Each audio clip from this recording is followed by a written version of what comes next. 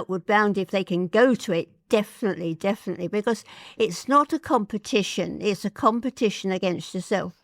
Like at Outward Bound, I did the cross-country run. I don't know what you did. And then you had to do the same thing at the end of the course. And it was up to you whether you improved or not. I think I did improve by about a minute or so. But it's a competition at Outward Bound to you and not against everybody else. I think you need to get more and more children into it. It gives them something to do to carry on with. It's a good foundation for life. Welcome to this special edition of the Outward Bound alumni podcast, Outward Bound and Me. I am Nat Jackson and I am beyond excited and honoured to be the guest host for today's episode. I am joined by two amazing women. I'm joined by Biddy Brown and Joan Clark, who are with us today because they were part of the very first the first time women were on an Outward Bound course 75 years ago in 1951. That's right. So welcome to both of you. Thank you so much for joining us. It is brilliant to have you here. Another experience. Great to be here. Yes. I have so much to ask you guys about. We are talking today because it is 75 years since the first time young women came on Outward Bound courses. We have young women on Outward Bound courses as we speak, and it has been very normal almost ever since. But at that point, it really wasn't something that girls did an awful lot of. No. I was looking into a bit of research about the things that women couldn't do in the 1950s to prepare for today, and I found things like couldn't have a mortgage independently, you couldn't open bank accounts, you couldn't Purchase. You couldn't hire a purchase without a man's signature. So it was a very, very different world in a lot of legal ways, but also in terms of sport and physical activity. You couldn't play football, you couldn't run marathons. I mean, this was before a woman had climbed Everest. So I want to start, before we go into your Outward Bound course and everything since, I want to go back to before. Can you tell me a bit about your childhoods and what led up to you coming to Outward Bound? I was in farming. Yes. I led a very narrow, sheltered life, Sunday school every Sunday. Where we had the war until 1946-7, and so we were still rationed in 1951, and we led a very innocent life. We earned about, I can't remember, about 23 shillings a week. That was a lot of money, and we didn't have a television, we didn't go anywhere. And when I was a child during the war, I wanted to join the Brownies, and it closed down because there was nobody to take it. Sunday school was about the only thing that I ever did, apart from being at home and helping Granny and helping grow vegetables, etc. I went to work at English Electric. When I was 15, I was very fortunate that I took school certificate early, and so I had to leave in the August because my next brother was going to be a jockey, and my parents would not sign a form for me to get a grant so that I could stay on at school to be a teacher, which I'd always wanted to do. And so I was working at English Electric, and they subscribed to Outward Bound, and somebody came out of the blue and said, "We think you're the right person for us to send on the first girls' Outward Bound course." I'd never seen a mountain until I went to Eskdale. What do you think gave them the impression that you were the right person? I agree, you were the right person, Biddy, I feel. They were right, but why do you think they... I have no idea, because I knew that they sent boys, but I didn't know anything about it. I'd not been in a tent, I had none of this experience at all. I don't know. Did you have a choice, whether you went or not? Or... Oh, yes. Okay. And I was amazed they were going to pay, you know. We just didn't have any money in those days. But the other thing was, I realised I had to get my bits and pieces together. I begged, borrowed, and to get up with clothes and backpack to Outward Bound and borrowed some boots and put some studs in them for our mountain boots. I got my home knitted gloves that I took with me and my home knitted hat and just went. But one thing that really shook me, we had to walk up to a certain distance up to the house, and they all started singing various songs. A lot of them had been in the guides, which were in my area. I couldn't go to the guides, so I didn't know any of these songs, campfire songs, and they started singing the Foggy, Foggy Dew. And I was so innocent. I was still teaching at Sunday school. I thought, well, I hope my mother doesn't know I'm singing songs like this. You cannot believe it, can you? Oh, it sounds... I think it was a different world. It was a different time, wasn't it? It was definitely a different world, yes. Yeah. So, Joan, your experience was quite different growing up. Yes. Well, I was born in London in New Cross, and then just before I was 5 years old, we moved to a new build house, and it was obviously originally a farmland because the farmhouse was still there but crumbling, and that became our playground. I went to the local school, which was attached to the church, St John's School, and there I joined the Brownies, and then I went on to guides. But activities were focused around the vicarage, and we had a very good vicar, and they had a lovely garden, and we were allowed to use that for Brownies and for guiding. And there was also a youth club there. So, it was great. But I was evacuated, but I came back after about 6 months. My father was a tug skipper on the River Thames, so he was on reserved occupation. So we had to stay in London. And I slept most nights during the Blitz in the Morrison shelter in the living room sort of thing. And then later on, as things progressed during the war, we could stand outside and watch the doodlebugs go over. Nice. And then when the flame went out of the back, we'd all dive indoors again. And that was a game to us. We lost all the windows in the front of the house, so they were boarded up. So that was the war. And then after the war, I took the exam for the grammar school, but failed it because my education was only in the mornings one week and afternoons the next.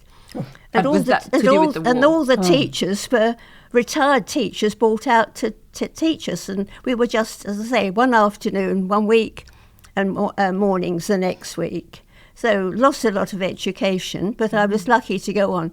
But afterwards I went on to cadets and the Rangers, and there I met Miss Furs, and it was she who put me forward to Outward Bound. And I was paid for by the London County Council. I had to go and see them. But Outward Bound was the making of me. So you arrived at Outward Bound then. Do you remember travelling there? Do you remember setting off? Or how did you get there? I met Stella Lockwood at Euston Station, and she was put forward from Harrods. And then I think we discovered later on in the journey that there was carriages saved for the Outward Bound girls, but we didn't find that. And I think we changed the crew and then met a whole gang more or something or other. And then we went on from crew to up to Ravenglass. Ravenglass. And then the coaches there were coaches coaches waiting for us. I remember, I think there wasn't enough room for all of us. And I remember thinking, gosh, and it was dark. Oh, yes. Walking in this lonely road. It was weird. And I thought, what have I come to? I do remember that.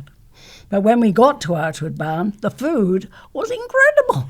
I never saw such mountains of food because we always, at home, ate very sparsely. I always remember the first night at Outward Bound when we were having supper, and the staff reported afterwards that they were amazed because the noise coming from the dining room was everybody chatting, whereas with the boys it was all silent. We couldn't stop. And did you know at that point what a big deal it was? Did you know it was the first girls? Oh, yes. Okay, yes. so that was that was something you were aware of. Because we did have the press there, didn't we? We had a press morning, I think. I don't remember that, but I do remember I thought we were heavily chaperoned, because before there were all men who were teaching, and I do remember there seemed to be a mass of women around observing, but they needn't have worried because there was no need. But I realised that it was rather special, and the BBC, I think, were quite interested. But I don't ever remember the BBC any programmes or anything on it. Were your families okay with you travelling and going to the course? Were they behind it? Did anyone question what you were doing, or did you have positive support? Well, I'm from a farming family, and I'd never, ever been in a tent. That was not our scene at all. And, well, my mother was, she was in the Land Army in the First World War, so she was much more in favour of me doing things that were unusual. And it was considered a great honour to be asked by English Electric, who paid for me, to be going. So. And were your family supportive, Joan? Did anyone question my mother was very, to me, it was, you would be chosen. But when I went out and saw the neighbours, like Mrs. Johnson up there, and said, Mother's told us you're going to Outward Bound House Road, and she was thrilled. Oh, I do remember, though, people at English Electric did come to me and they said, we don't know why you've been chosen, because we belong to a mountaineering group and none of us have been chosen, and they worked at English Electric, and I had no idea what it was all about and why. So I don't know. So were they men or women? But there was a girl there, yes. Interesting. Yeah, they were a mixed group. But I do remember being told that, yes, I was told that they did expect me to write letters to the firm to tell them what it was like, etc. And I did have the letters given back to me because I was supposed to be considered a good letter writer. And sadly, when we moved house, these all got lost, so I don't have them. Well, in fairness, it has probably been quite a while since you wrote those letters. I should say that you are both, you're both 94? Yes. No, not quite. I'm not quite. Almost. Ooh. You're 94, Joan. Yes. So it's been a while. You've had a long time to lose these letters. I wouldn't blame yourself. We treasured things at our age, and I treasured the badge that we were told on the last day that we had all earned the badge, and that was lost in a move, and I did buy another one, but I couldn't find it this morning anywhere. I think that's been mislaid as well. Oh, I'm sure we can fix that. So let's talk then about your course. So you were there, was it 4 weeks? Yes. 4 weeks of a course? It was wonderful. It was a long time because you had a week. If you were working, a week's holiday was what you had for the whole year. Yeah, and you had bank holidays, of course. But to be away like this was just it was beyond. And farming, we never had holidays as such, so I couldn't believe it was. You can't. I can't describe it at all. And what were you doing? What did those 4 weeks look like? Well, you got up at 7 o'clock and you fell into bed. Yeah. So like 9 o'clock, and the days were full. If you weren't doing something, you were talking and discussing. They covered all subjects, didn't they? And to meet the different people, and people who had been to Everest. I couldn't believe it. Yes. And people, Miss Pilkington, who was one of the chaperones, and she was from the Girl Guides, and they were such lovely people. They didn't interfere, these people, the women who were there, but you just felt secure because they were there somehow. I can't describe it. But getting up at 7 o'clock in the morning before breakfast, we were outside doing our PE. Incredible. I thought even farming, we didn't do things like this. And outside without any coats and hats and throwing our legs up in the air. And And then into these enormous breakfasts. And then we were told that we were going to sleep out in the open. We were going camping for the night, and we had a special session. I remember one afternoon we all gathered and we were taught how to pack a backpack, a rucksack. And I was absolutely, my eyes were wide open to have this knowledge, and I was so grateful afterwards that I had had it. So what did you need to pack in your backpack? What was in there? How to do your socks and where to put these things, and where you put things that were going to might get wet, and how you built up, and you made sure that every little space was taken up. The programme was well thought out because you were trained, and they were all leading up to this 3-day expeditions that we all had at the end. They took it for granted that we knew nothing, which was true in my case, and I was like a dry sponge. I soaked it all up. I couldn't believe how they taught us what to do. I remember going up the mountain with Jack Tucker. He was with her, and I was struggling. And he said, what you do is you breathe and you walk with your breath. And even now, if I go up a hill and feel a little bit out of breath, I think, Jack Tucker. That was the effect it had on me. Even how to walk up a hill. What were your biggest challenges that you had to face during the period you were there? Was it walking up a hill, or was it the backpack, or was it the whole thing? You built up to the last few days, and I chose to do rock climbing.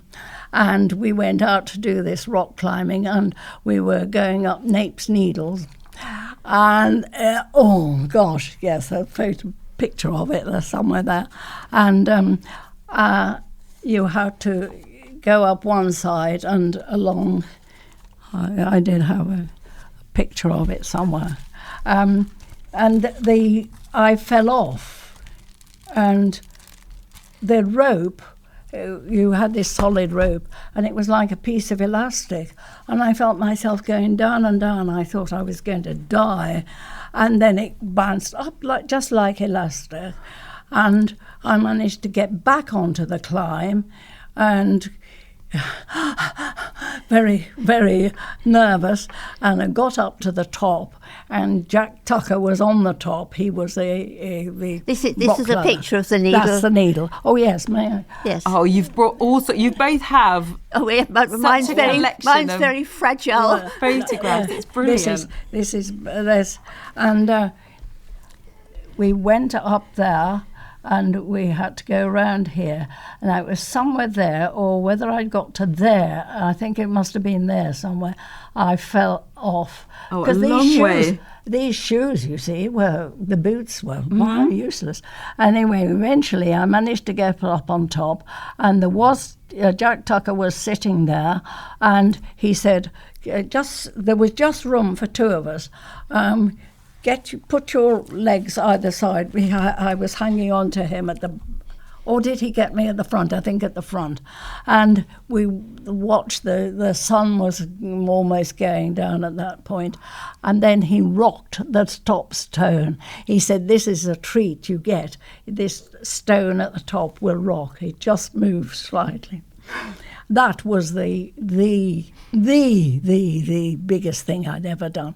And later on, I was in London and talking to Chris Bonington, and I said to him, this is nothing really compared with what you have done.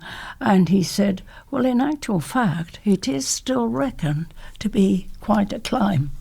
So that was, but since I've flown over Everest, but I've never really done any big mountaineering since. I mean, that was enough of an achievement, I think, and especially after the fall. It is that sort of that memorable challenge. Yes. What about you, Joan? I did the youth hostel for 3 days, and on the first day, on the Saturday, we did Great Gable. Okay. And then we obviously stayed at a youth hostel where in those days you had to sort of do the washing up or sweep the floors or something, or do a chore. Sunday we did Langdale Pikes, and I think that was the day I enjoyed most. The Langdale Pikes is a very special area. And we ended up on the Monday, last day, at Scawfell Pike. And obviously en route somewhere or other, we must have had a bus ride, because I've got the Ribble bus ticket. You've got your ticket? Oh. Yeah, we must have had a bus ride from the hostel in Langdale to somewhere, and cheated. Yeah. So this, what else is in? So this is your logbook. This is my logbook from 1951. Yes, it's very fragile, very delicate. Oh, it's precious. So tell us a bit more about what's in there. Oh, it's a log of each day. I mean, there's a letter to my dad, sort of thing, because I think I wrote home and said we want some more goodies, some Mars bars or something. But every day is filled, as you can see. I mean, it was just, the whole thing was quite incredible. I mean, for us girls to do that. Yeah. I mean, I was lucky because I'd already been to Brownies, Guides, Cadets and Rangers, and the Ranger company that I belonged to by Miss Furs was marvellous. I mean, I was camping IQM for 40 girls on in Jersey when the Air Rangers from Westminster joined us. We had two years when we sailed by boat overnight to Jersey. I was always going off, and when I got married, my mother said, "Thank God, no more smoky clothes," because I always cooked by fire, by woods. You always went out and collected wood, but most weekends I was off camping and doing things. So Outward Bound, it wasn't completely new to me, because and I had a group of friends there was 6 of us in, and we'd known as the Tent. And after we all retired, one of them, Eunice, had bought a house on the Isle of Wight. And when we retired, the last week of the summer holiday, we all went down to the Isle of Wight and had a week camping in her. Yes. It was great, and unfortunately I'm the only one left of that group. Oh, but you'd stayed in touch that whole time? Oh, we stayed in touch that time. And Eunice, who was sort of the head, she was a head teacher and therefore the head of the group sort of thing. And there was Mo, who was a teacher but moved to the Isle of Wight, and she wasn't a ranger, she was St John's, so she was our medical officer. But we all kept in touch, and it was a lifetime, and sadly they're all not here anymore. But it was great. I used to come home and sort of say to my husband, "I'm off next year as well. Can I have permission to go?" Yes, but it was fine. So we should say that we have behind us here a beautiful picture. And actually, when the two of you came in, you said, "Oh, I don't know if we've met." But I mean, clearly you have. You are both in this photograph. I know. I can't believe it. It is a brilliant photograph of maybe 10 young women, all laughing at something. Yeah. I've no idea what happened. Can you shed any light on that? That was the top of Harter Fell. Okay. And then we had a snowball fight up there because there was a little bit of snow. Oh. And I can't remember. That was the chappie who was in charge. I can't remember his name. And we climbed onto this. It was a little hump thing, I think. I think that was Mr. Walker. That's right. I think it says Mr. Walker. Yes, it was. I think underneath it says Mr. Walker. But then you're all named on here. So this is you. That's me. Yes. Yeah. And so whatever was going on looks like a lot of fun. Well, it was. The whole thing was huge fun. But also, I mean, it was, yes. We're all dressed differently, you see. There's an indication of the different clothes. That was me, That was me in the middle, that one there. And I'm... I was obviously, we were obviously having great, you can see how we're all laughing. I can't remember. But we just climbed Harter. And it was an event, I cannot tell you. It was just incredibly magical. And I lived in near Lichfield, which was quite flat. And there's another group of the Harter girls as well. Yes. Yes. And to do these things and to be introduced to maps, you see, and different maps from road maps, and to get to somewhere. It was, and we drank water out of the stream, and I never remember what we did for a quick pee. No, I don't remember. I do remember the staff saying that when preparing for us there, they had to put curtains up at the shower. I mean, behind the curtains there was nothing, and I think in the end we said, forget it. I mean, that was really something. And I don't remember on our 3-day mountaineering how we cooked. I don't remember. I seem to think we had a primus. I think we had a primus. That morning when it was very frosty, they brought the urn round. They did, and they were very concerned. We did not, my friend and I, well, she wasn't a friend, but we ended up together from Blackpool, and I wrote to her for ages, but sadly we lost touch. We didn't know how to put a tent up even. We thought we did. And I remember the guy ropes, we didn't quite get them tight. And we agreed that did it really matter, because we were going to get inside. And we had this heavy, heavy frost, really frightening frost. And the tent came down so low over our bellies and knees. We were worried that we could not get out, and it was solid. It was froze so hard. They were quite concerned. I think they came and they came up from the house. Yeah, because we couldn't get the campfires going because everything was frosty. But another thing was that the bivvies we had, they'd taken the doors off they were for the boys normally, so they'd taken so it was semi-open. In the frost. I think my boots were in my sleeping bag. I think everything. I mean, well, you were well used, you see, and I'd not camped before, so I put my boots outside. Can you imagine? They were absolutely frozen stiff, and we didn't think, this girl and I, that we would be able to get our boots on. We did eventually, of course, but. Anyway, it was an experience, and it was something that I've never had since, either before or since. Oh, well, I was going to pick up on a couple of things that I wanted to ask about friends. So you said she was your friend, but you'd not met her before. Did you know anybody that you came with, or was it all just strangers that you were all strangers, with? okay. I think. No, English Electric paid for 2 girls. Okay. And Dorothy Tams, I think her name was Dorothy Tams. Anyway, I knew her, but my friend that I made is Valerie, not the top one, the one. And we made great friends. And since I was went on holiday with her, we went camping on Skye together. I was godmother to her second daughter. She came to our wedding. We were great friends, and sadly she died just a few years ago. We went skiing together. We remained friends forever. I did write to a lot of people, but over the years they all fell away. But it sounds like it was a real sort of melting pot of different people yes. from all yes, over. Yes.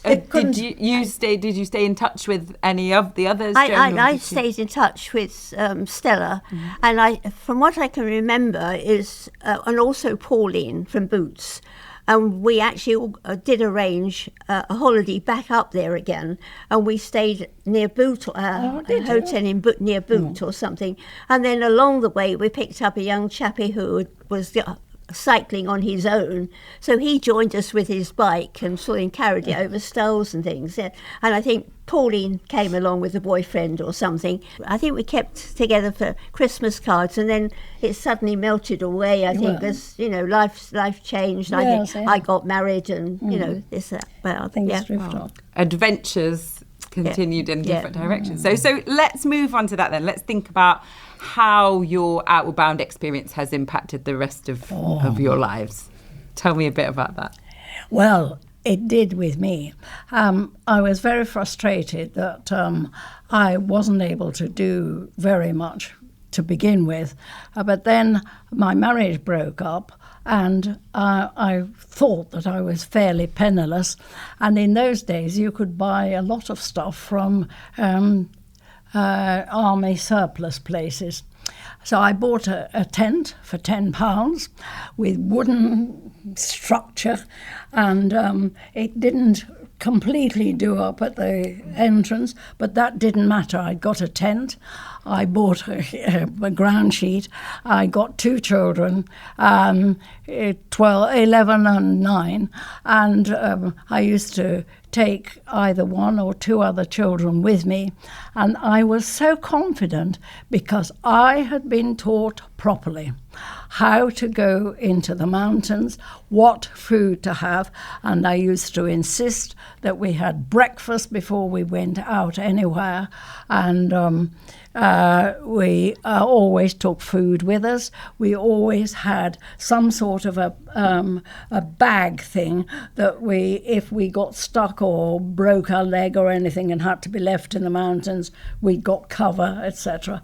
I couldn't have thanked Outward Bound more. I went up to the Coolins in Skye, Glenbrittle, and I can't tell you the expeditions that I did with children. And then later on I went into France. Again, I always took a couple of children with me, with mine, and never had any problems whatsoever. And my children used to say, "Oh, Mum, have we really got to do this?" I said, "This is the teaching that I got at Outward Bound, and we will be all right and it will be safe if we follow these rules." So you were prepared and you knew, you Yes. were confident that you knew what to do. Yes. And Joan, I know you've done a lot of walking and outdoor. I'm still walking because, as I say, I wanted a motorised scooter, and my son said, "No way." You walked here Yes. today, Joan, didn't you? Yes, You've he wouldn't. walked He here. wouldn't let me have it. No, Good. and I'm pleased because, all right, I do get home and think, a cup of tea and a sit down sort of thing, but I kept going. But no, I've had a good life. I was very fortunate. Through a ranger friend, I met her brother, and he introduced me to one of his friends, and that was my future husband. And his name was George, and he was the only son. Should have gone to Charterhouse, but his parents couldn't afford it, couldn't afford the uniform, so he just went to the grammar during the war. He was into model yachting, so frequently on a weekend I was carrying a mast up on the underground station. He was a scouter, helped to run 2 cub packs, so obviously guiding and scouting was very much. I think he sold programmes at the coronation, so all sorts of things. He was a very quiet man. Very quiet, but he got on. He was, as I say, into model yachting. He became one of the secretaries there, and when he retired, they made him, as a thank you, as a vice president.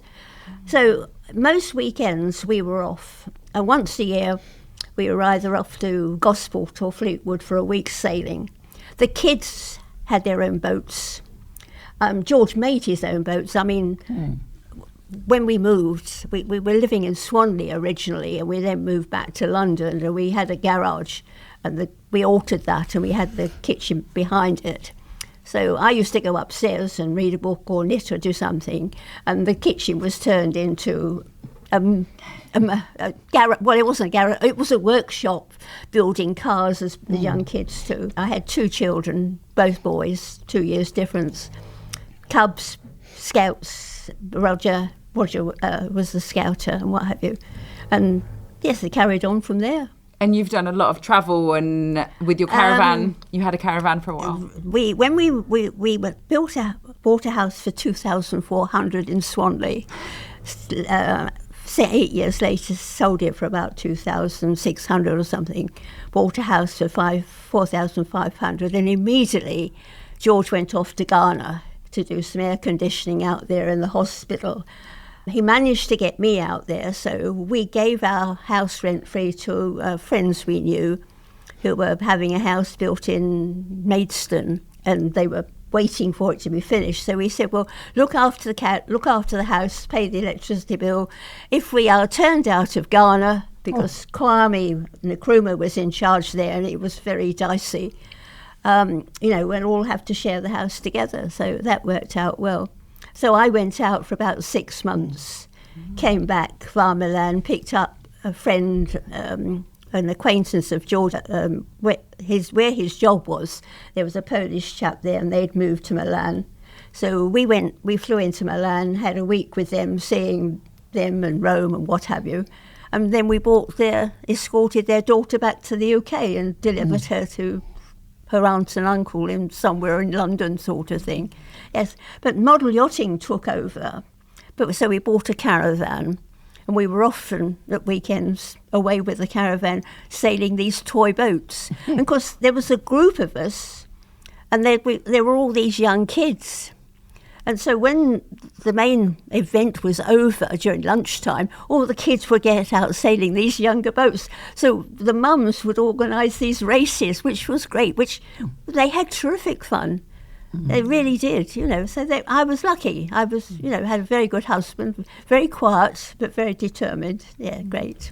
I did a lot of overseas stuff.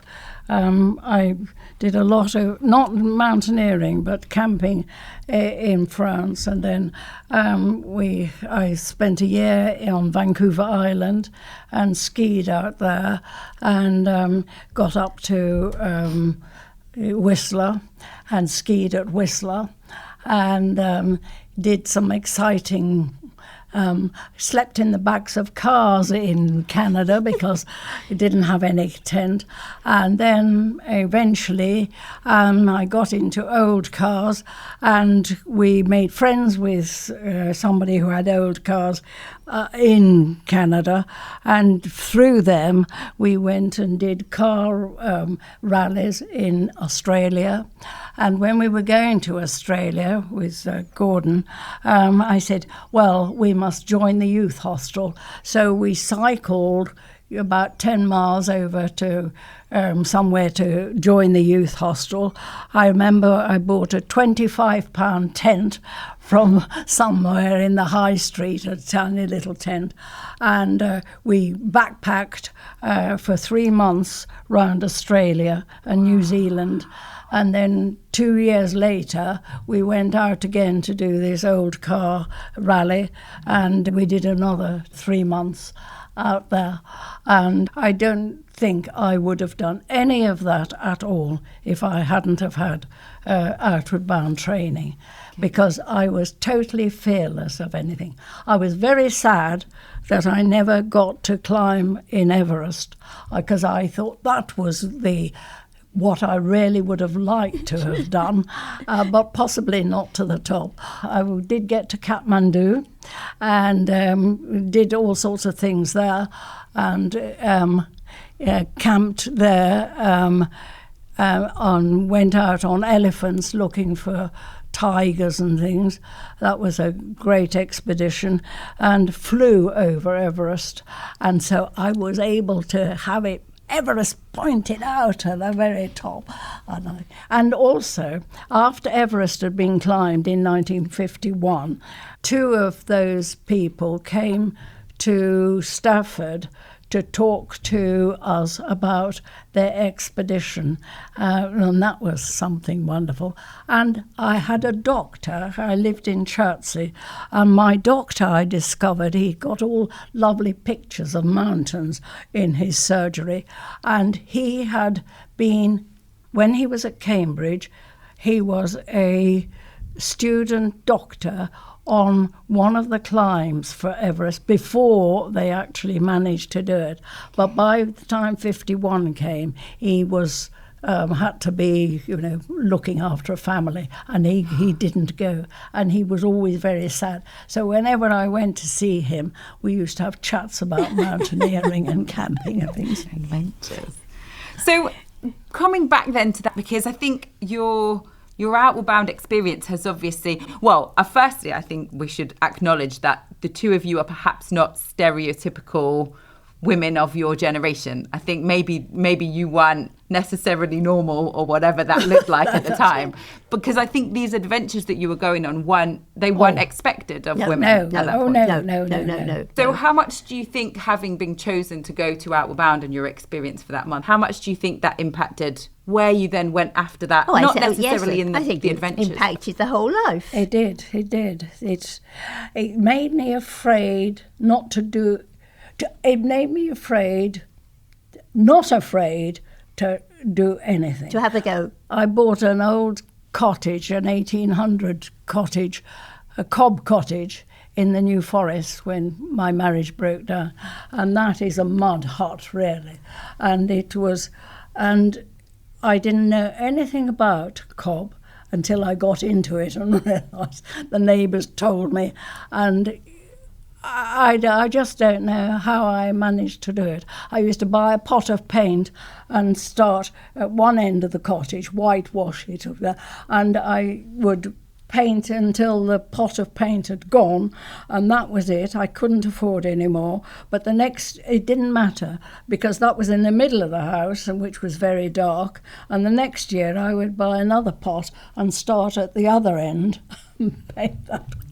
And I used to let it and take my kids off exploring to these places. I bought a little dinghy from the vicar to school where I was teaching for £50. And somebody said, "What are you going to do with it?" I said, "I'm going to put it in the sea at Barton-on-Sea." And they said, "You can't do that." I said, "Why not?" And did I know how to sail? No, I didn't.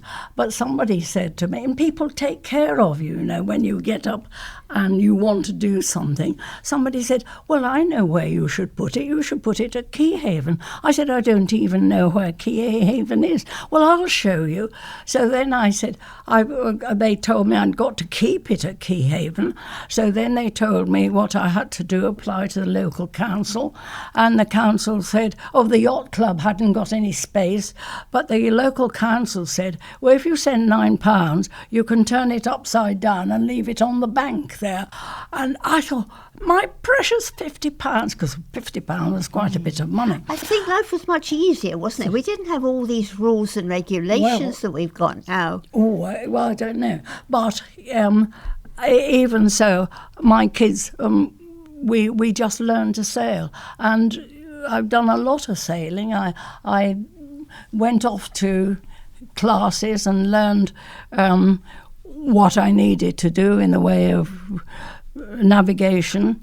And when I married my husband in 1981, we sold his house and we bought a yacht, a big one, and we sailed around the French coast, down all sorts of places. Never sailed around the world, which was something that I did jib at. I don't think I ever considered that. But yes, it made me very brave to do things. And my children picked it up. My daughter still races at Cowes. And my son ran his own sailing school. And they still ski, and I took up skiing. You've passed it on to the next generation. Yes. Do you think that is an important part of, so when you turned up at Outward Bound, you thought, what have I let myself in for? And then when you bought the house, you thought, whoa, I don't know what to do. And do you think actually there's something important about not necessarily knowing how you're going to get somewhere? You had to go. Yeah, having a go and learning while you're doing it. Was that an Outward Bound lesson that I think it gave you confidence. Okay. It gave you confidence to have a go. Okay. Yes. And to have done the mountaineering that we did was so out of any of my background whatsoever. That for me, but it was different for you because it wasn't. I'd say my life was dominated by guiding, and then of course my husband's spouting, Yes, and model yachting and what have you, and travelling. And because of what we did, I think, both the boys were in the Cubs and the Scouts, and they went on. Roger is now married with two girls, one, older now, one's at uni. And the other's one is at grammar sort of thing.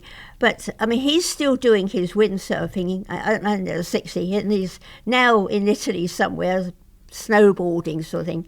Peter didn't like the cold, so he investigated the Caribbean, and he moved to Tortola, that's British Virgin Islands, and he built a house there.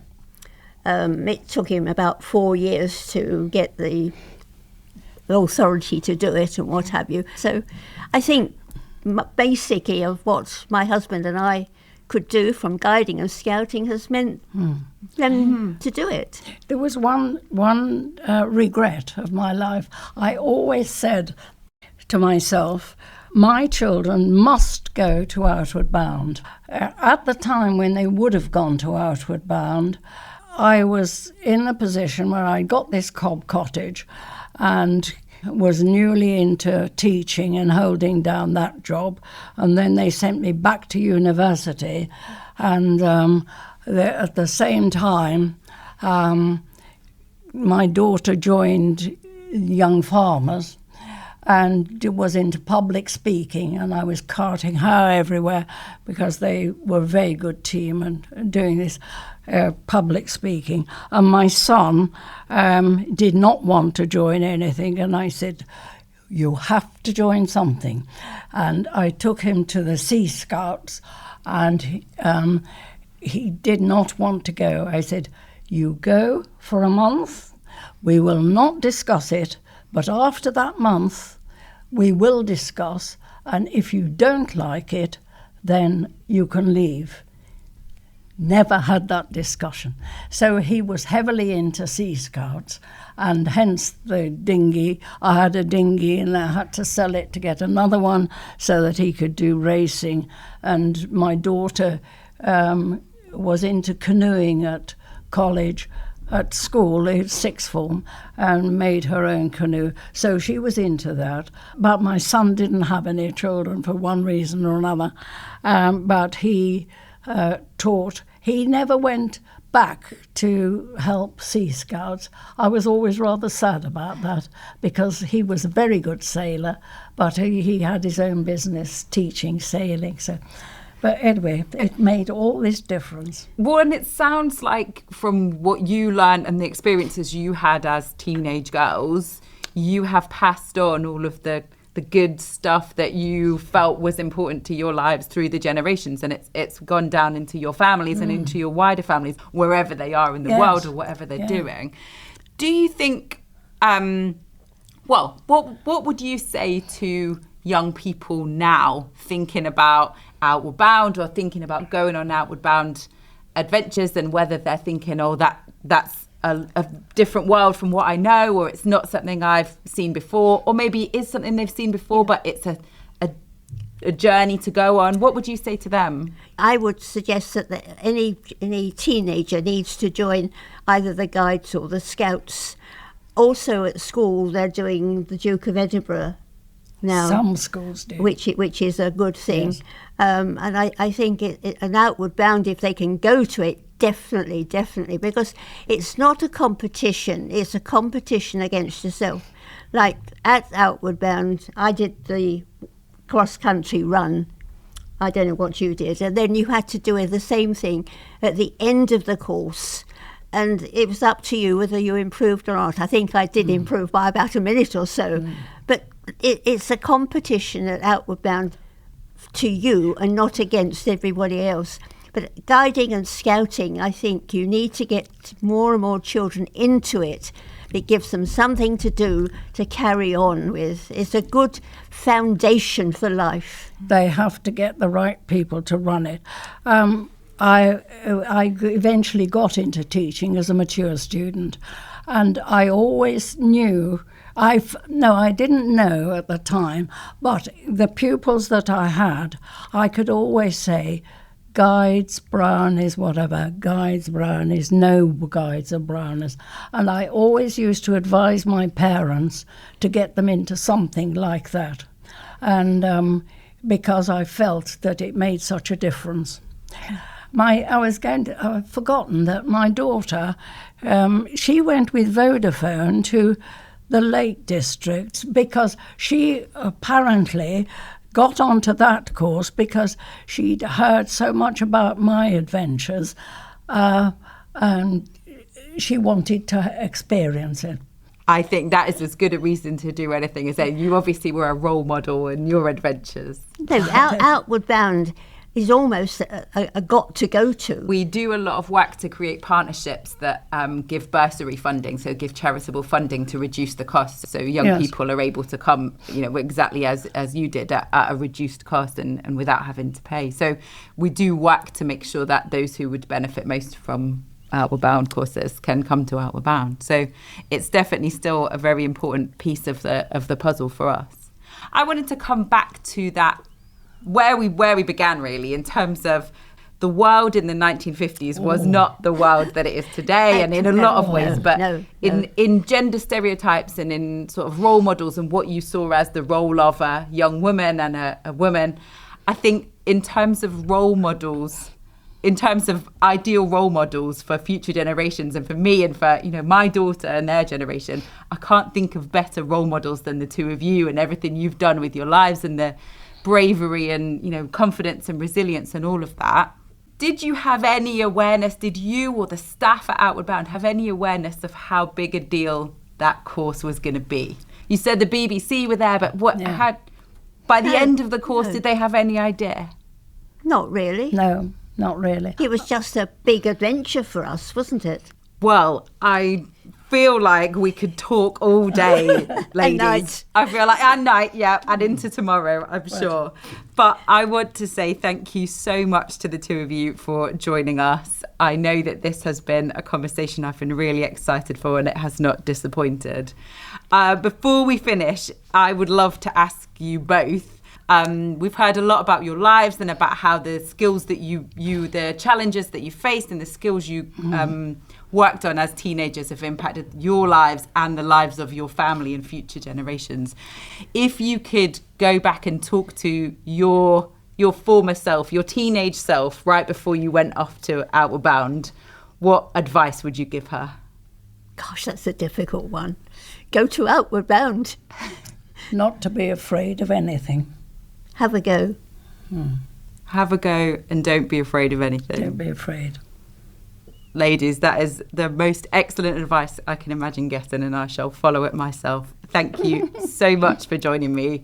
Thank you for joining the Outward Bound course that you went on 75 years ago. And thank you for being a part of this brilliant podcast series.